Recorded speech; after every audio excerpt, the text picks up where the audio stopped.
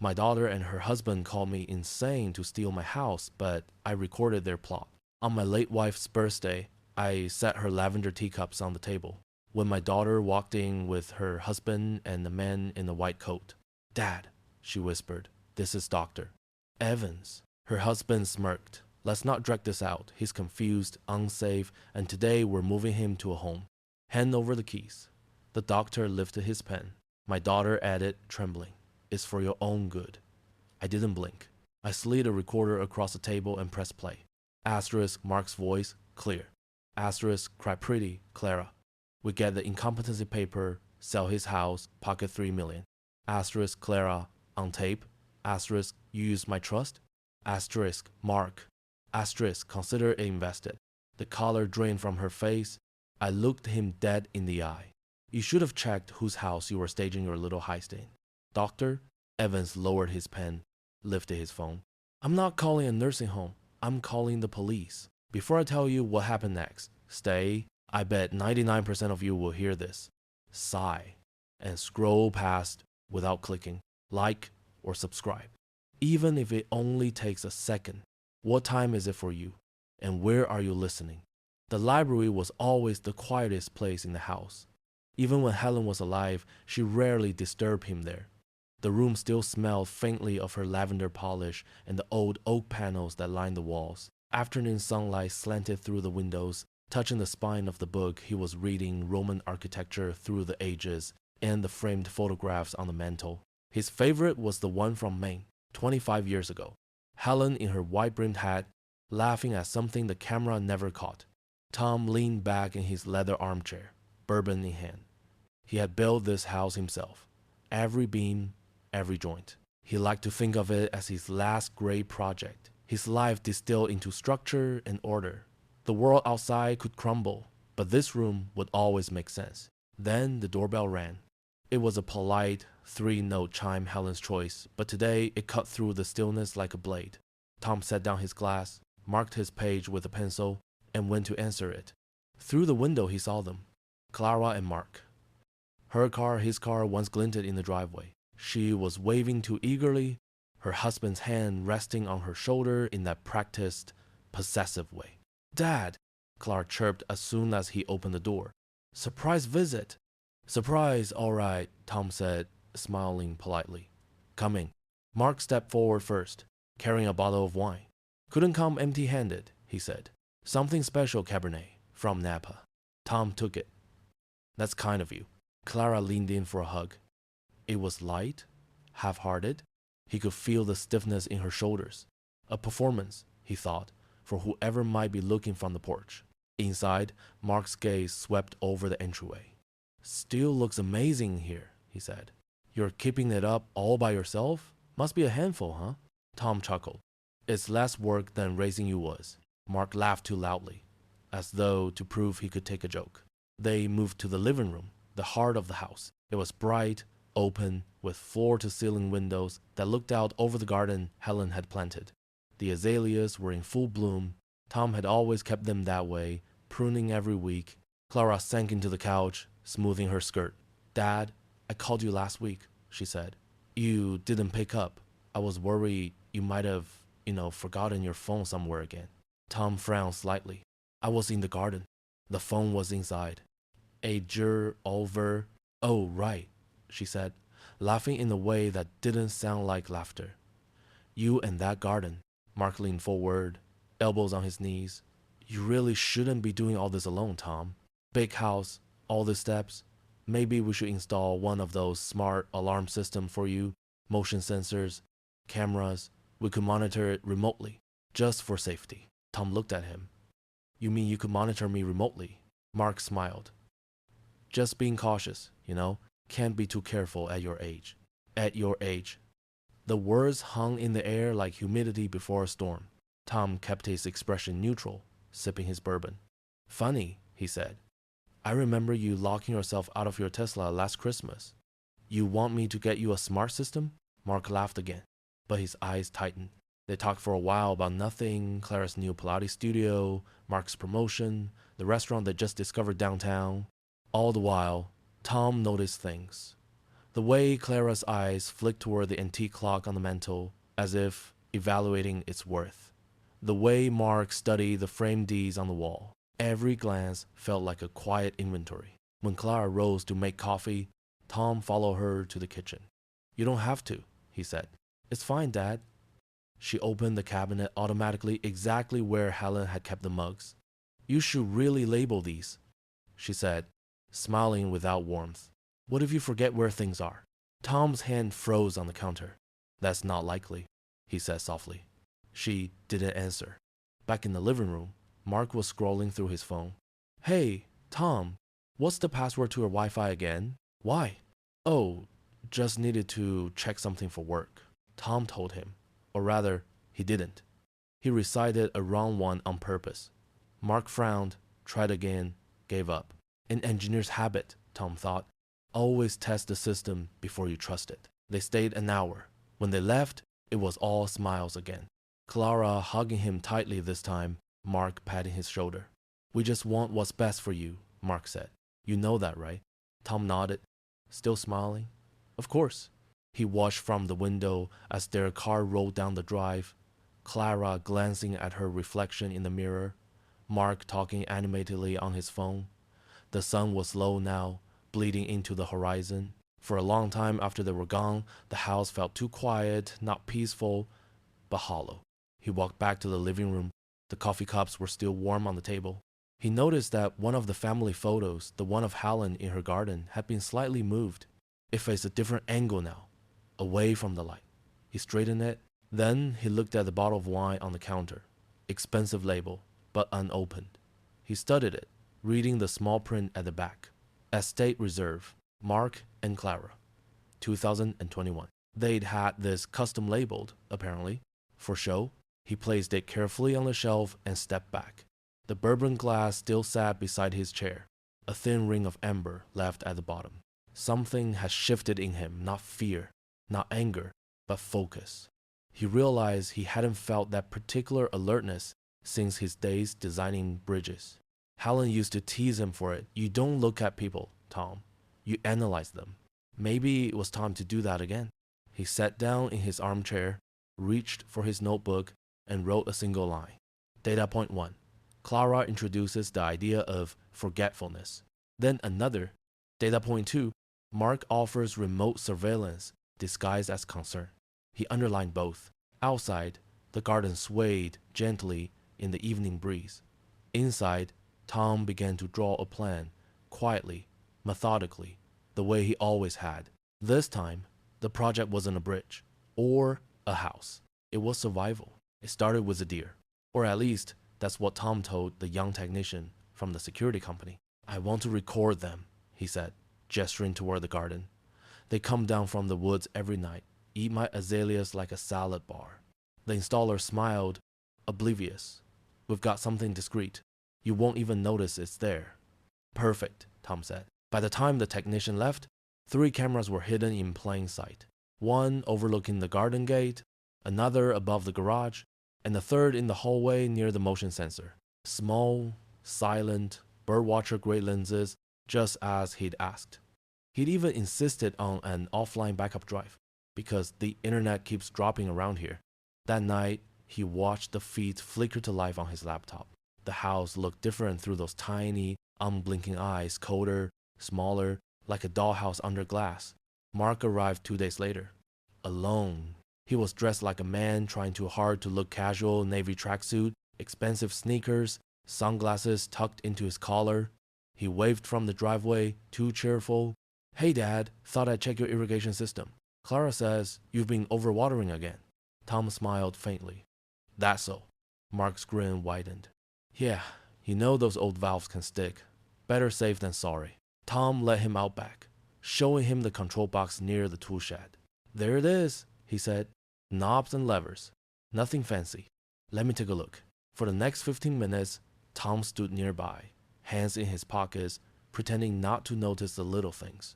The way Mark forgot to turn off the main tap, how he pumped the warehouse key and slipped it into his jacket, how he kept glancing toward the motion sensor light by the porch. Got it working again, Mark said finally. Just a loose fitting. Tom nodded. You're good at that sort of thing. Well, there on the reason, Mark laughed. A nervous sound. Guess I am. When he left, Tom walked back inside, closed the door, and turned on his laptop. He replayed the footage from camera 2, Mark leaving the faucet running full blast. The soil around the azaleas quickly turning to mud.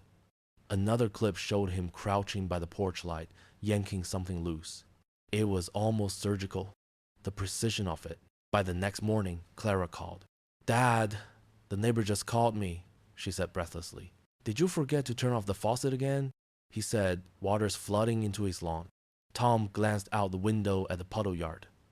"Oh, really? Must have slipped my mind." "Oh, Dad," her tone softened, patronizing. "I just worry about you. You've got to be more careful." "Right," Tom said evenly. "More careful." 2 days later, she called again. Her voice carried that same mixture of concern and calculation. "Dad, I keep thinking, what if it's not just the water next time? What if it's the stove or the gas? Maybe you should give me the spare key. You know, just in case something happens and I need to rush over." Tom paused for half a second, enough to make her think he was considering it. "That's a good idea, honey," he said finally. "Let me find the key and I'll call you back." He hung up. Then he turned to the camera feed again and whispered, "Not yet." The idea of hiring a private investigator had come to him after their first visit. Their coordination was too tight, too deliberate. This isn't concern, he thought. This is strategy. So he'd found a name through an old golfing buddy, someone discreet. A retired police sergeant named Elliot Graves. "Just background checks," Tom had told him. "Nothing dramatic." "Got it," Graves said. "You'll have my report in a week." It took 3 days. That evening, as the sun bled out over the trees, Tom opened his email and found a single message from Graves. The subject line read, "You'll want to see this." Inside was a photograph.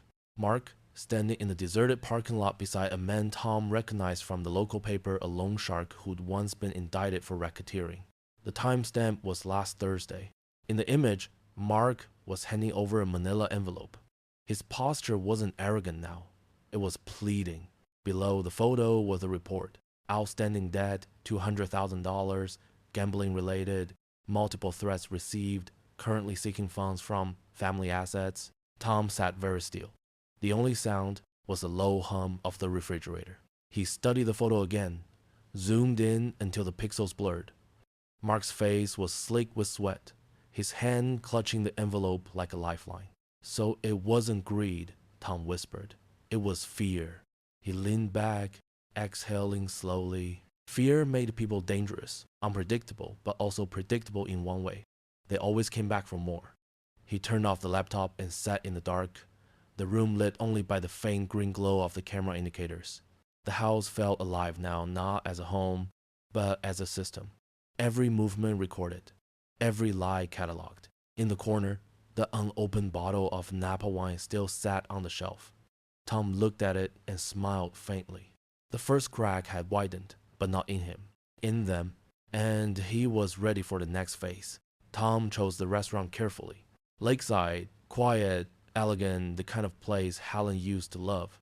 White tablecloths, polished silverware, the soft sound of water brushing against the dock outside. When Clara was a little girl, she begged him to bring her here for grown-up lunches. She'd order sparkling water, just like her mother, and he'd let her have a sip of wine at the end, laughing at her exaggerated grimace. Today, he booked the same corner table overlooking the lake. He'd even worn the same tweed jacket, Helen once said, made him look professorial. Maybe the familiarity would loosen whatever knot Mark had tied inside her. Clara arrived 10 minutes late, wearing oversized sunglasses and that brittle, composed smile that never reached her eyes. "Sorry, traffic," she said, sliding into the seat. Her phone stayed on the table, screen up, flashing notifications like a heartbeat. "It's all right," Tom said, signaling for coffee. "You look tired." She sighed. Mark's been working crazy hours. Things are tense. He hesitated, then leaned forward. "Clara, I wanted to ask you something." "Uh-oh," she said, half smiling. That tone means trouble. "Are you happy?" Her smile faltered. "Of course I'm happy. Why wouldn't I be?" "I don't know." Mark seems under a lot of stress lately. The air between them changed. Her shoulders stiffened, voice sharpening. What do you mean by that, Dad? I just mean he looks tired. You do too. Maybe you are carrying too much. She put down her fork, eyes narrowing. You don't like him, do you? You've never liked him. You never liked anyone I dated. You always thought nobody was good enough. Tom blinked, stung by the sudden heat in her words. Honey, No, let me finish. Her voice wavered, but she didn't stop. You think I don't see it? The way you look at him? Like he's some kind of intruder? You're jealous. That's what this is. The accusation hit harder than he expected. Jealous. It was such a simple, ugly word. Clara, he said quietly, I'm your father. I'm not jealous. I'm worried. She shook her head, tears brightening her eyes. Mark was right. He said you tried to turn me against him. He said you used your money, your logic, your pity, anything to keep control. Tom froze. The words weren't hers. The rhythm, the phrasing, it was Mark's speech coming out of her mouth. Those aren't your thoughts, he murmured. He planted them there. What? He exhaled. Clara, just listen. Please. There's something you need to see. He reached into his jacket and pulled out the envelope. Inside were the photos the investigator had sent the meeting in the parking lot, the manila envelope, the loan shark's grin. He placed it gently beside her plate. I'm not trying to hurt you, he said softly, but I need you to see the truth before it's too late. Her expression twisted, fear and anger wrestling across her face. What is this? Some kind of trap? You're spying on him now? God, Dad, this is sick. It's not spying. It's protecting you. I don't need your protection, she snapped. You couldn't even protect Mom when she was sick, and now you want to control my marriage? The sentence sliced through him like a blade. He opened his mouth, but no words came. The restaurant had gone quiet. Even the waiter nearby froze, unsure whether to approach. Clara pushed back her chair, trembling. I don't want to see anything else from you, she said, her voice breaking. She shoved the envelope away. It slid off the table, landing face down on the carpet. You can't stand that I have someone who loves me. You want me miserable, like you. Then she grabbed her purse and stormed out, tears streaking her cheeks. The sound of her heels echoed across the polished floor until the door slammed behind her. Tom sat still, every pair of eyes in the restaurant quietly dissecting him. He noticed Mrs. Gable from the next table, the one who always gossiped about everyone at church, watching him with barely concealed fascination. I wonder what story she's telling herself, he thought. A domineering father? A spoiled daughter? Maybe both. The waiter approached tentatively. Sir, should I? No, Tom said, his voice steady. Just a check, please. When the envelope was handed back to him, he slipped it into his jacket, untouched. That night, the house felt emptier than it had since Helen died. Tom sat in his study, staring at the phone on his desk. It was almost midnight when it buzzed a voicemail notification. He pressed play. Dad, Clara's voice trembled through the speaker. I shouldn't be calling. Mark's asleep. I don't know anymore. He's been angry, different. Sometimes I think he's scared, but he won't tell me why. Maybe you were right about something. Maybe I just don't want to know. A pause. Then, barely audible, I miss Mom. The message ended. Tom sat back, eyes burning. For the first time, he heard not defiance, but fear. He whispered to the empty room, You are still in there, Clara. I just have to find you. He looked around at the house, the quiet furniture, the framed memories. He thought of all the years he tried to protect her with logic, with order, with plans that made sense on paper. But emotions weren't equations. Logic couldn't pull her from a man's grip. For the first time, Tom understood. To save her, he'd have to stop talking and start acting. He would have to let her fall, hit the bottom, see the truth with her own eyes. He took a long breath, then opened his notebook, the same one he'd used for the cameras. On a new page, he wrote, Phase 2. Let it play out. Observe. Intervene only when she's ready to see. He closed the notebook carefully. Outside, the lake shimmered under a pale moon, the same one reflected in his daughter's tears hours ago. This time, he wouldn't fight to be right. He would fight to save her soul, even if she hated him for it. It was Clara's idea to throw the barbecue. Her voice on the phone was bright, too bright. Dad, we thought it'd be nice to have everyone over, some neighbors, a few friends, to bring everyone closer together again. You've been so isolated lately. I have to do. Tom smiled into the receiver. That's thoughtful of you, he said. Count me in. When he hung up, he sat back in his chair, hands steepled beneath his chin. So this is Act 2, he thought, and I'm not the audience anymore. He opened his notebook and wrote a single line. Phase 3. Play the fool. Cameras rolling. The afternoon arrived golden and deceptively peaceful. Tom's backyard looked like a summer postcard, fresh-cut grass, string lights swaying lazily between the oak trees, the lake glinting at the far edge of the property. Clara had set up the buffet table with military precision. Salads, coleslaw, corn on the cob, and an immaculate row of condiments that looked ready for inspection. Mark stood by the grill, spatula in hand, wearing a crisp white polo and aviators like he was hosting a commercial for outdoor furniture. The smell of charcoal and marinated ribs filled the air.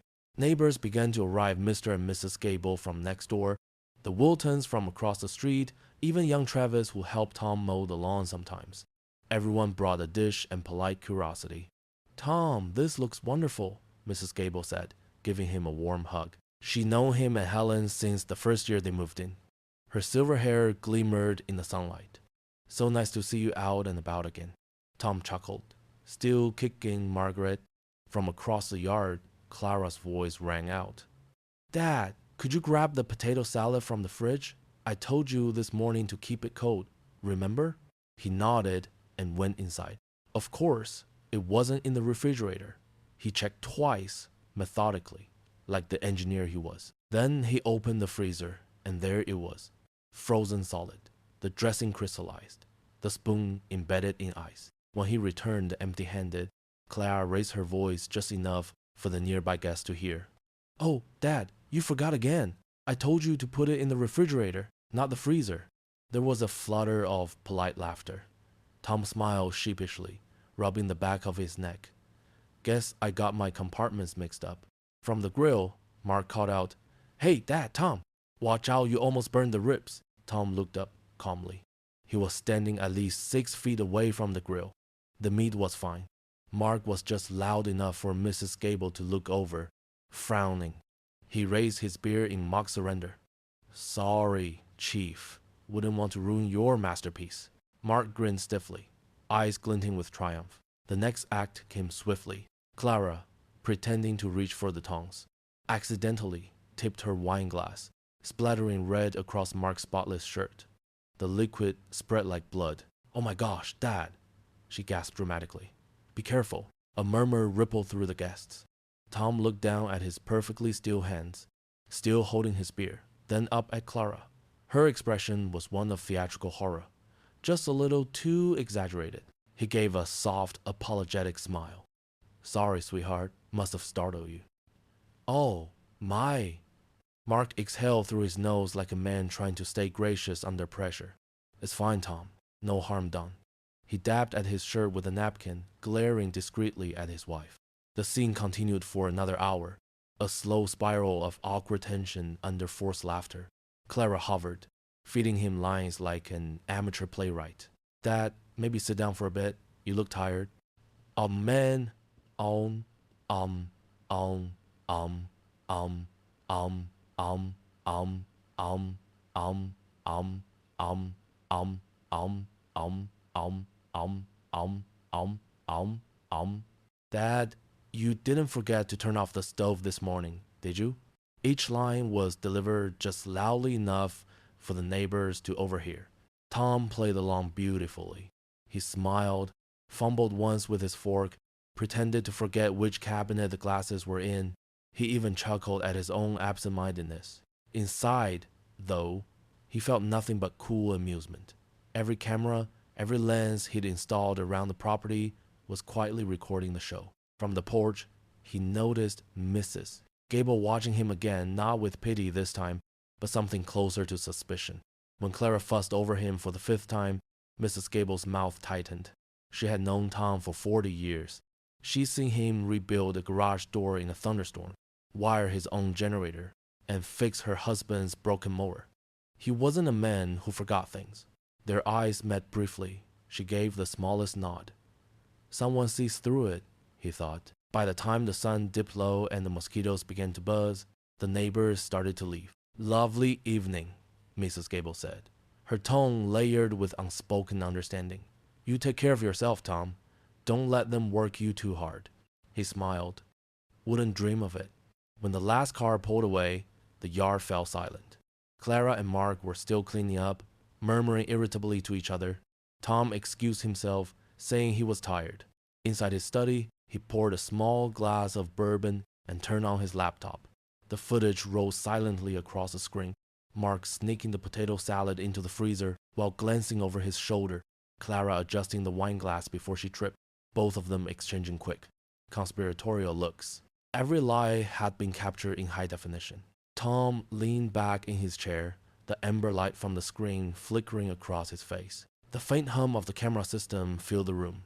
He pressed pause, freezing Clara mid-fake gasp, her eyes wide in feigned surprise. Not bad, he said quietly, but the acting needs work.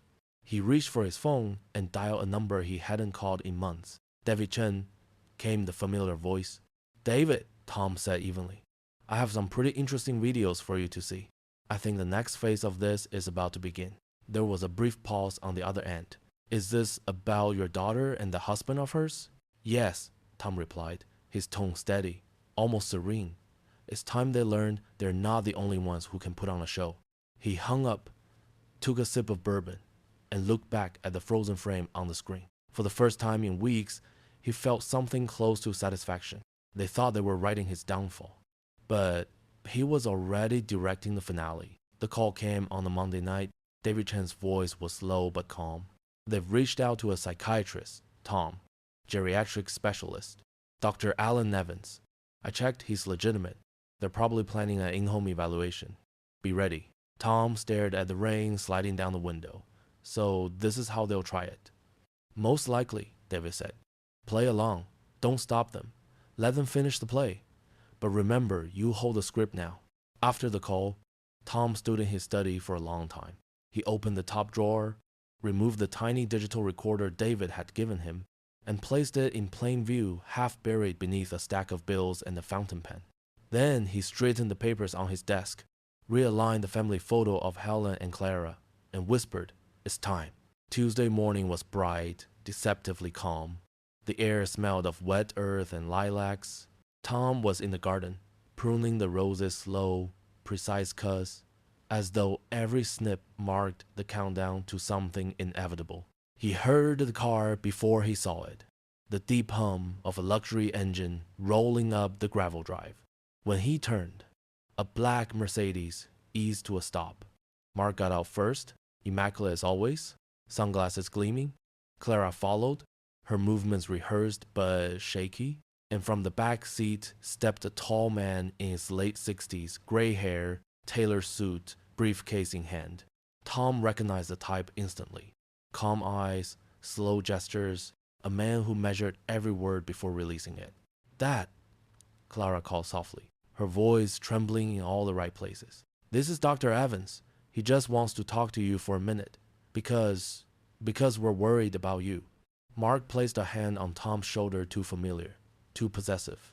Just a friendly chat, Tom. No big deal. Tom wiped his hands on his jeans and smiled pleasantly. Well, any friend of my children's is welcome here. Come in, doctor. The living room was immaculate. Every book aligned, the coffee table gleaming. Helen's orchids, still in bloom, added a faint sweetness to the air. Tom gestured for them to sit. Dr. Evans took the armchair across from him, notebook in lap. Clara and Mark settled side by side on the couch, like lawyers ready to present their case. Mark began, his tone smooth and professional. Doctor, we're really worried. My father-in-law has been very forgetful lately. He leaves the water running, loses things, and even almost started a fire in the kitchen. Clara dabbed her eyes with a handkerchief. He's become paranoid too. He installed cameras all over the house, saying people were following him. He accused us of unbelievable things. Mark leaned forward, voice solemn. We just want what's best for him. Maybe a more structured environment, a place with professionals who can keep him safe. Tom said nothing. He simply nodded occasionally, like a patient man indulging a child's fantasy. Dr. Evans scribbled a few notes, then looked up. Mr. Hayes, he said gently, may I ask how are you feeling these days? Tom tilted his head, pretending to search for the answer. Feeling? Depends on the weather, I suppose. He smiled faintly. Some days clearer than others. Clara gave a wounded sigh, as though that proved everything. Mark put a protective arm around her. Doctor. Evan's gaze moved slowly around the room.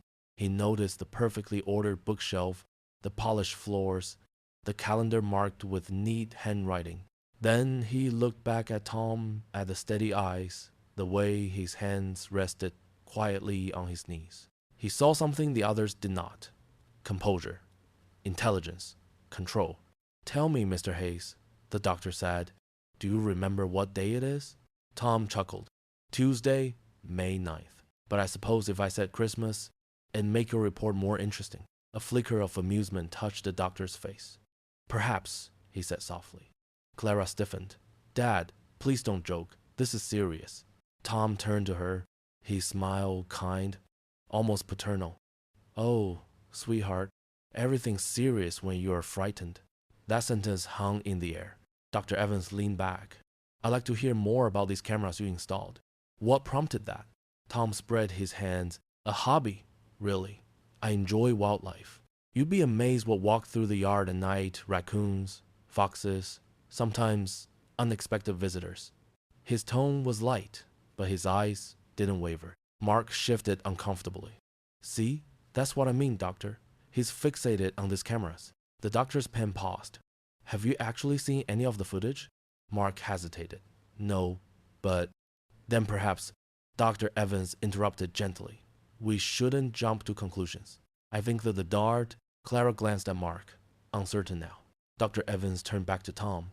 You seem quite lucid, Mr. Hayes. Is there anything you'd like to tell me? For a moment, the room was silent except for the faint ticking of the wall clock. Then Tom smiled, the first real smile of the morning. Yes, doctor, he said quietly. Before you decide, I'd like you to listen to something. He rose slowly, went to his desk, and opened the top drawer. The recorder was still there, red light blinking softly. He pressed play. Mark's voice filled the room, clear and unmistakable. Just act concerned, Clara. Let him talk himself into a corner. Once Dr. Evans files his report, we'll have power of attorney before he knows what hit him. Then Clara's voice, trembling but recognizable. Mark, what if he finds out about the loan? About the debt? He won't, Mark said sharply. He's too busy proving he's sane. Trust me. The recording ended. Silence. Clara's face drained of color. Mark went rigid, jaw clenched. Dr. Evans sat perfectly still, pen motionless in his hand. Tom returned to his seat, his expression calm, almost serene. That was from my porch camera last Thursday, he said mildly. Wonderful things, these new models. Pick up audio clear as a bell. Dr. Evans met his eyes. Something passed between them. Acknowledgement, respect, maybe even admiration. I see, the doctor said finally. He closed his notebook with a soft click. Mr. Hayes, I think we've learned quite enough for today. Clara whispered, Dad, how could you? But the words dissolved before they reached him. He looked at her gently. Because, darling, I've been an engineer all my life, and engineers don't build traps to fall into. We build them to hold. The doctor stood, shaking Tom's hand firmly. Good day, Mr. Hayes. Then, to Clara and Mark, in a voice that left no room for doubt, I'll be in touch. And when the door closed behind them, Tom sat alone, listening to the quiet hum of the house. No anger, no triumph, just a vast, steady calm. The storm hadn't ended, but for the first time, it was his sky. Tom didn't speak. He didn't need to. He set the small recorder on the coffee table between the bowl of Helen's orchids and the stack of neatly square magazines and pressed a button. A soft click, then the faint rustle of a room coming alive somewhere else. The living room hushed around it. Glasses clinked. A TV murmured in the background, the familiar buzz of late-night cable. Then Clara's voice, smaller than it sounded in person, braided with worry. Clara, are you sure Dr. Evans will believe it? What if he talks to Dad privately? Across from Tom, Clara's fingers curled around the edge of the sofa.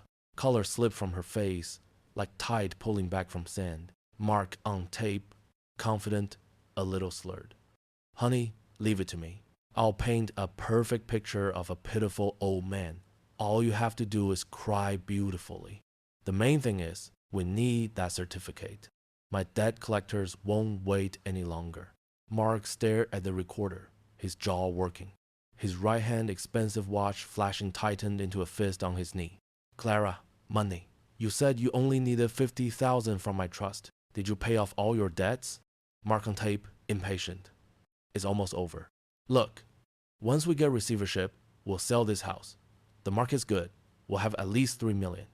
I'll pay off all my debt, buy you a new car. We'll go to Europe. It'll be fine. Just make sure you perform well tomorrow. Across the room, Dr. Evans, who'd been sitting forward with polite interest, straightened. The easy warmth left his eyes. What replaced it was professional gravity. Clara, on tape, after a long silence, selling Dad's house? I thought we were just managing it for him. Clara, don't be naive. It's a perfect solution for everyone. The recording ended on the drag of a zipper and the laugh track burble of the TV. Then nothing, just the clock's even tick and the low, steady sound of the HVAC. Tom reached forward and stopped the tape. His hands were unshaking. No one spoke. Not right away. The room had shifted, as if its center of gravity had moved to the small black rectangle on the table. Clara looked at her husband first. Not at Tom, not at the doctor, at Mark. Her eyes were searching, pleading for some shape of denial she could swallow.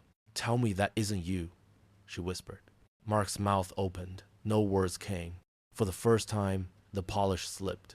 Panic cracked through. He cut his eyes to Tom, then to the door, then back, calculations flickering and failing. Clara, he said finally, reaching for her knee.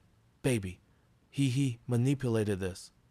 She flinched away, the movement small and final. Did you use my trust? Her voice stayed quiet. That was worse than shouting. Tell me the truth. Mark's silence was an answer. The last bracing inside her gave way. She folded in on herself, a sound escaping her that Tom hadn't heard since the night Helen died. Not a cry, something rawer. She pressed her palms to her eyes and kept breathing, like a person trying not to drown. Tom stayed still. He did not go to her. He wanted to, God, he wanted to, but there was a line. And crossing it too soon turned rescue into rescue theater. He had chosen, hours ago, to be a surgeon, not a savior. Surgeons don't rush when the bleeding starts. They keep their hands steady.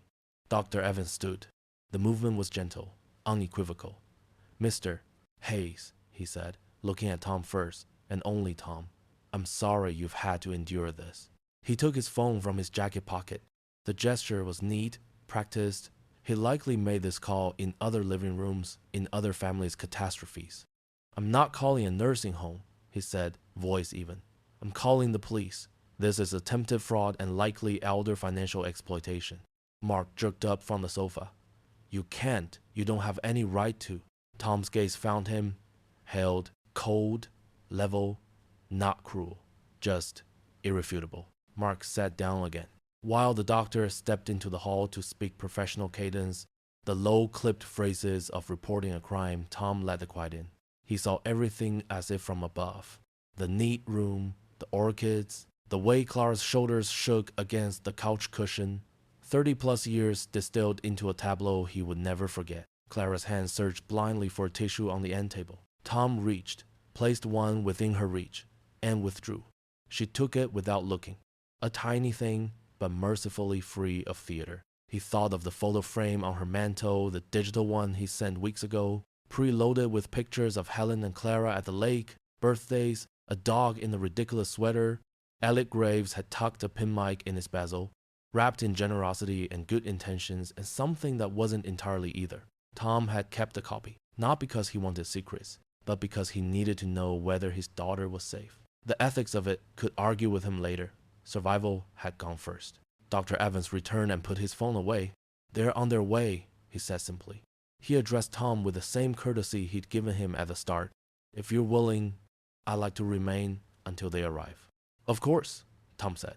Across the room, Mark's composure tried to reassemble itself and failed. Clara, listen, he said, leaning in, voice softening into the intimacy that had gotten him this far.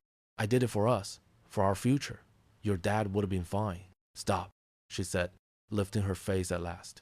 Her eyes were rimmed red, her makeup streaked, and still she was beautiful in the way grown daughters are beautiful when they look like their mothers. For a second, you can't bear. Don't use us as a weapon. Mark sat back, hit for the first time by a blow he couldn't counter with spin. Tom stood. He didn't raise his voice. You came into my home, he said, and used my daughter to pry at me. You planned to sell the house her mother built room by room, and you counted on me being too old to stop it. I'm not. He paused. And she won't be either.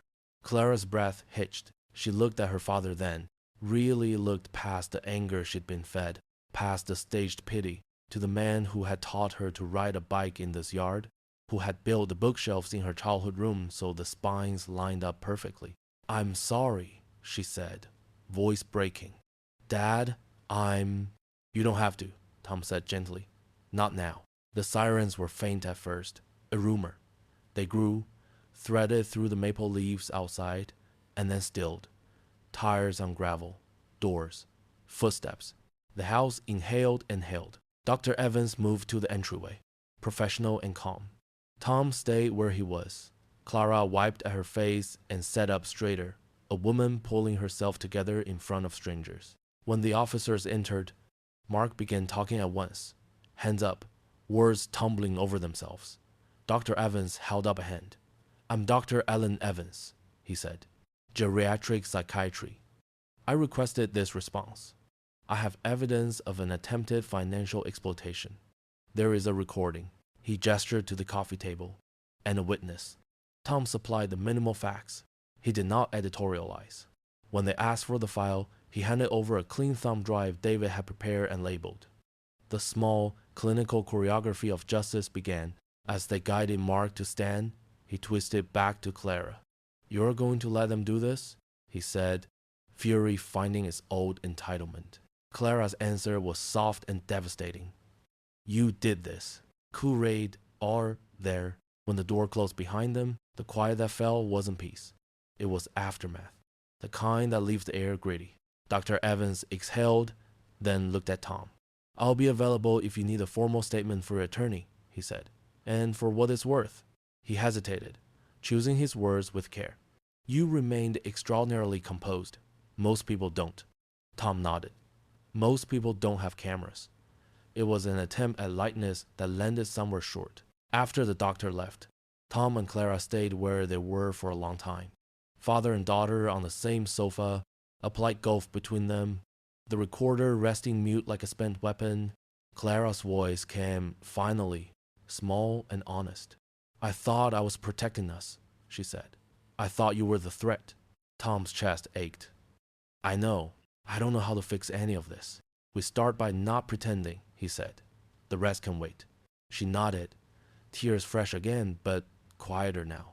Outside, the light had changed late afternoon, slipping towards something darker. In the glass, Tom saw their reflections, side by side, but not the same as before.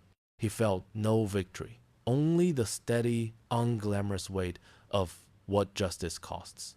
Some illusions break clean. This one broke jagged, leaving edges they would spend months, maybe years, learning how to live around. But the truth was in the room now, and it would not leave. Tom stood to draw the curtains against the early dusk. I'll make tea, he said, because that was something a person could do that was not theater or strategy, just kindness with a handle. In the kitchen, the kettle clicked on. He listened to its beginnings, the low, building hum. The storm had moved through, but it had not vanished. It rarely does.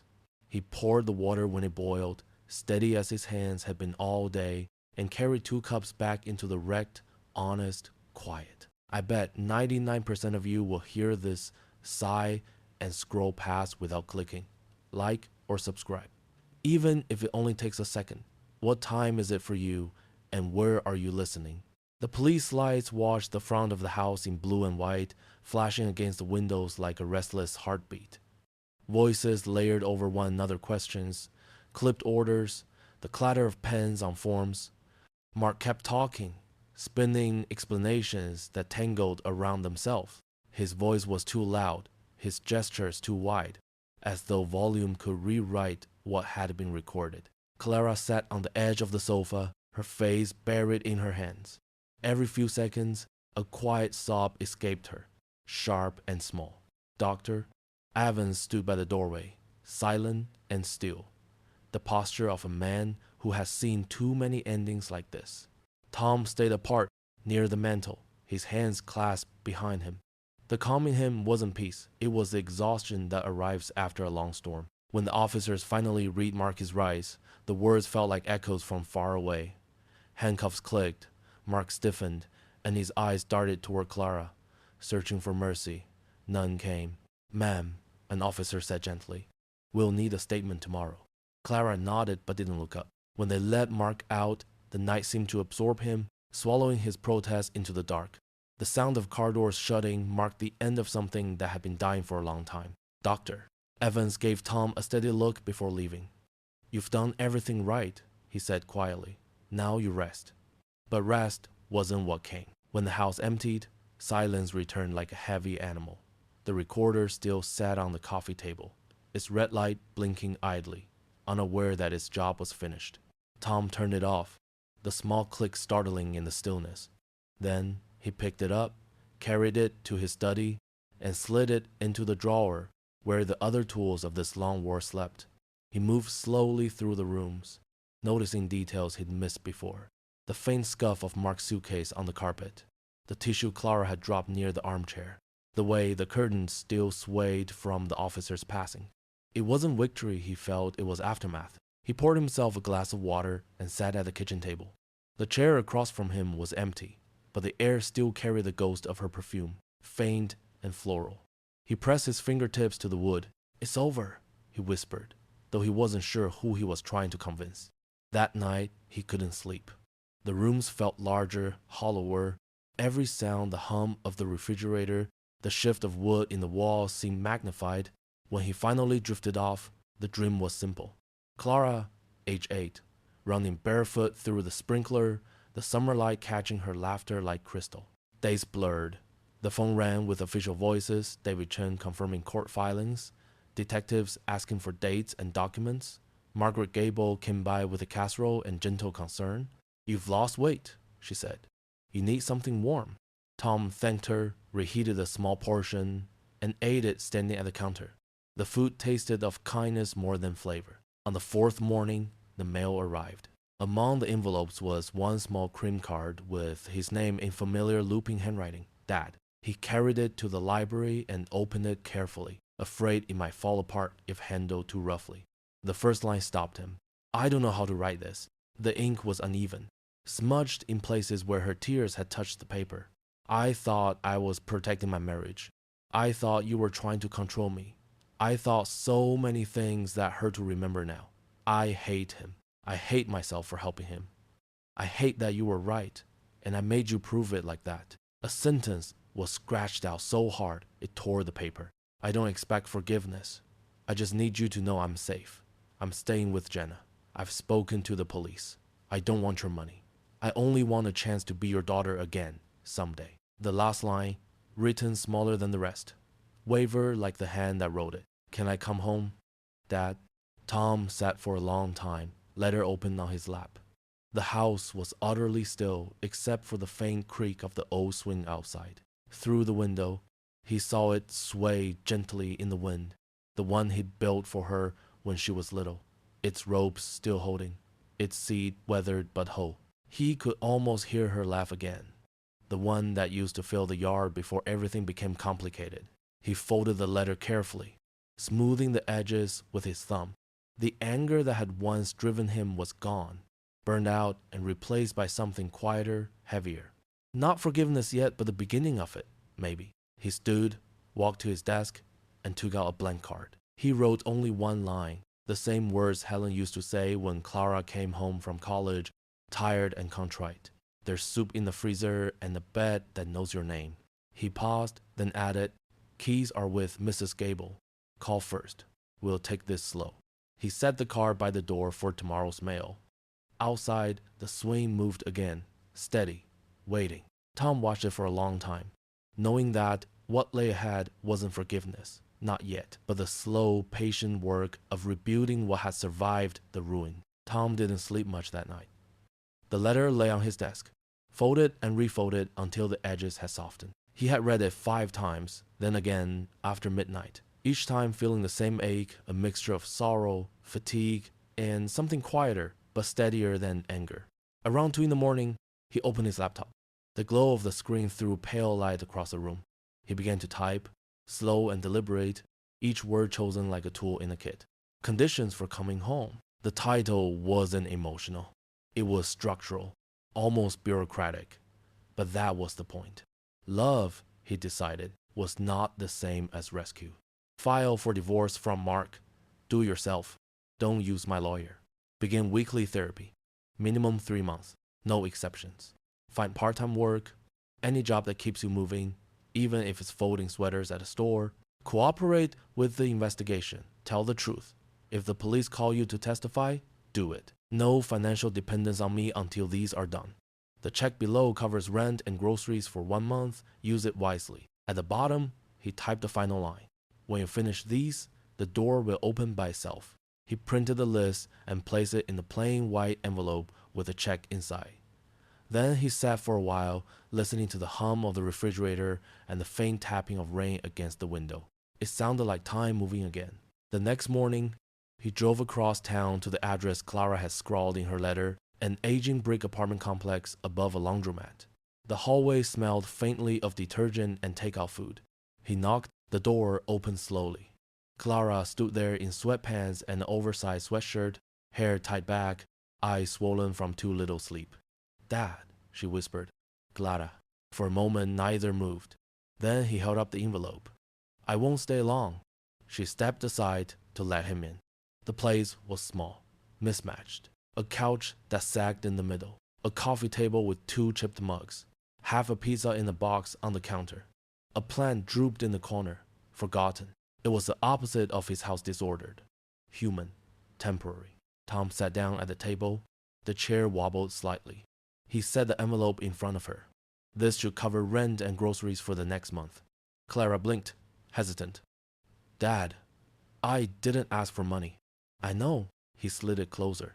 "It's not a gift. It's a bridge." She took the envelope carefully, as if it might shatter. "There's also a list," he said. "Conditions." "Conditions?" Her voice was small. He nodded.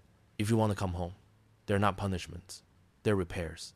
She opened the envelope and unfolded the sheet. Her eyes moved down the page. With each line, her shoulders dropped lower. When she reached the end, she set it down. "You really mean this?" "Yes." A long pause. Divorce, therapy, work. She gave a shaky laugh that wasn't really laughter. "You think I can just fix everything?" "No," Tom said quietly. "But I think you can start." She looked at him then, really looked, and the fight went out of her. Her lip trembled. "I don't know if I'm strong enough." "Then you learn to be." His voice softened. "You are my daughter, Clara. I'll help where I can. But this part you have to walk yourself. How tastes is a purvey." For a moment, the only sound was the distant rumble of the washing machines downstairs. Then she nodded once, slowly. "Okay." He stood. "Good." As he walked to the door, she spoke again, her voice breaking. "Dad?" He turned. "Thank you for still coming." Tom's answer was simple. "You are still my responsibility." He reached for the handle, then paused. "There's food in the fridge for a few days," he said. "Eat properly." She let out a tearful laugh. "Of course you checked. Evaluations be and the ready have a loss." He didn't smile, but the corner of his mouth softened. The first few weeks were the hardest. Clara told her father she had started looking for work, but Tom knew that meant sitting at the kitchen table of her small apartment, scrolling through listings that made her feel smaller with every click. She'd gone from charity luncheons and gallery openings to writing resumes that listed strong communication skills, as if she had to prove she could speak. Her first interview was at a coffee shop, a chain, not one of the polished boutique ones she used to visit with friends. She texted him afterward just 2 words. Got it. He read the message 3 times. He didn't reply right away. Then he typed back, good. First steps matter most. Tom kept his distance, as promised. He didn't call to check on her, didn't hover, but sometimes, when he drove to the grocery store or the post office, he would take the longer route that passed the cafe. Through the glass, he'd see her apron on, hair pulled back, wiping tables or handing cups across the counter. She looked different. Tired, yes, but solid in a way he hadn't seen in years. No performance, no polished facade. Once, she laughed at something a coworker said, and the sound was unguarded, her mother's laugh. Tom parked across the street and watched for a moment longer than he should have. Then he drove away before she could see him. 2 months later, a phone call came from a number he didn't recognize. Mr. Hayes? A woman's voice said. This is Dr. Myers. I'm Clara's therapist. She gave me permission to call you. Tom's heart clenched before he could help it. Is she all right? She's doing well, Dr. Myers said. She's working hard. She's learning how to separate guilt from responsibility. It's not an easy distinction, but she's getting there. She mentioned you've kept your distance. Yes, Tom said. That was part of the deal. Good, the therapist replied. It's working. She doesn't need saving. She needs room to become someone she can respect again. Tom thanked her and hung up. He stood by the window for a long while after that, watching the afternoon light fall across the old swing in the yard.